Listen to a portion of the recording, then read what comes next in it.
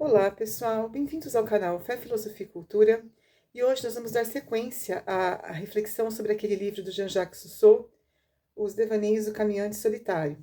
E aí, provavelmente, no próximo vídeo, nós talvez já terminemos essa importante obra.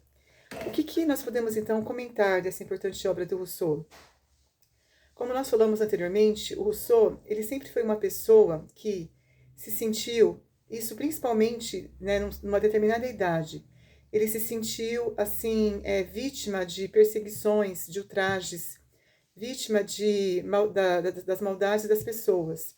Ele começou a perceber isso com determinada idade, porque quando ele era jovem, ele tinha uma vida que não dava motivo para ele não gostar das pessoas, para ele ter dificuldade de relacionamento.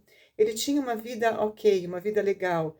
Ele tinha a compreensão, principalmente, vamos dizer assim, ele era uma pessoa valorizada, era uma pessoa que causava, vamos dizer assim, uma boa impressão nos outros, era uma pessoa querida pela sociedade. Mas, infelizmente, isso foi se perdendo com o tempo. Então, com o tempo, ele começou a se sentir sozinho, né? Tanto que o nome do livro é Os Devaneios do Caminhante Solitário.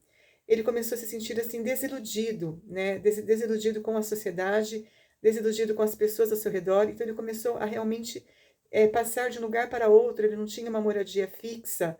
E aonde ele se sentia mais feliz, como nós até comentamos anteriormente, era no campo, na vida em contato com a natureza. Isso não quando ele era jovem. Quando ele era jovem, ele não tinha esse mesmo êxtase, essa mesma alegria e felicidade de viver no campo ou de estar em contato com a natureza.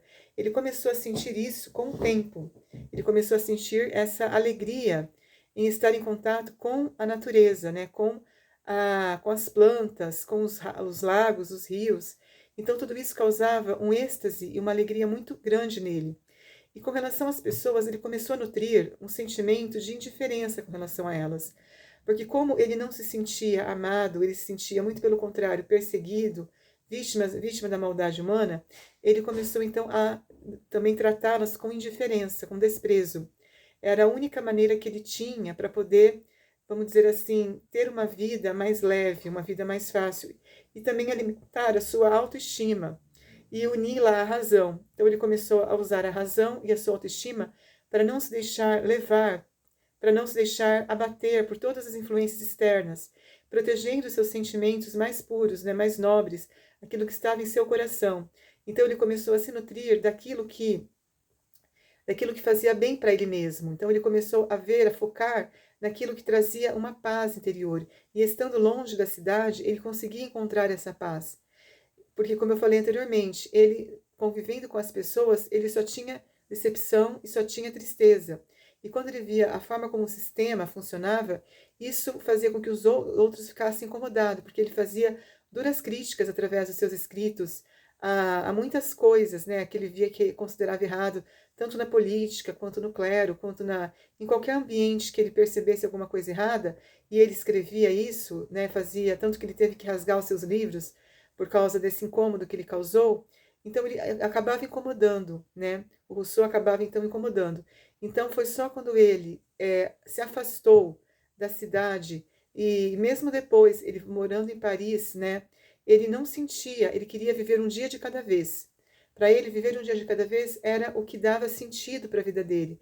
Ele não podia ficar fazendo planos para o futuro, né? Tem uma frase que fala assim: a vida é aquilo que nós fazemos, aquilo que nós vivemos enquanto fazemos planos para o futuro. Tem uma frase que diz assim, num ditado. Mas isso não se aplicava para o Rousseau. Ele queria viver um dia de cada vez. Ele queria dar valor para cada situação, para cada momento da sua vida. E não ficar projetando para o futuro, né? Pensando no futuro. Porque o futuro era duvidoso, segundo ele, né? Ele não via aquela realização dos seus sonhos. Ele não via que poderia ter uma paz e um futuro certo. Então ele procurava viver o presente, porque para ele o que acontecia no presente era o que dava sentido. E vivendo como os devaneios, né, que são as ideias, as imaginações de um caminhante solitário, ele encontrava a felicidade.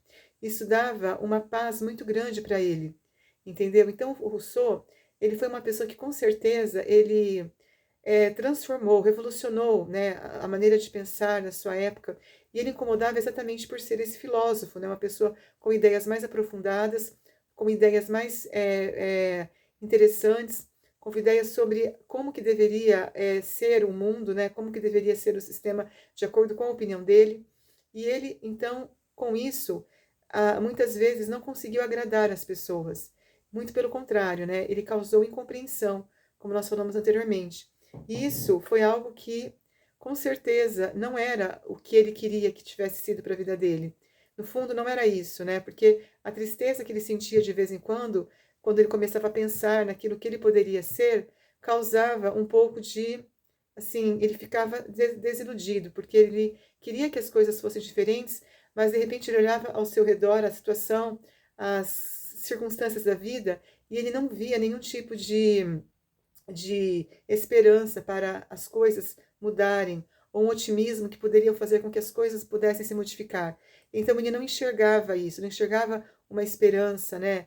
Ele não tinha fé, ele começou a perder a sua fé diante de tudo aquilo que ele via. Então, o Rousseau, com certeza, foi um dos maiores autores, né, de filosofia, principalmente na sua época. Ele conseguiu realmente transformar e revolucionar muitas opiniões, muitas questões, muitas coisas muito importantes. Bom, pessoal, no próximo vídeo, talvez nós já encerremos, né, esse conteúdo desse importante livro. Espero que todos estejam gostando. Fiquem todos com Deus. Um grande abraço e até a próxima. Tchau, tchau.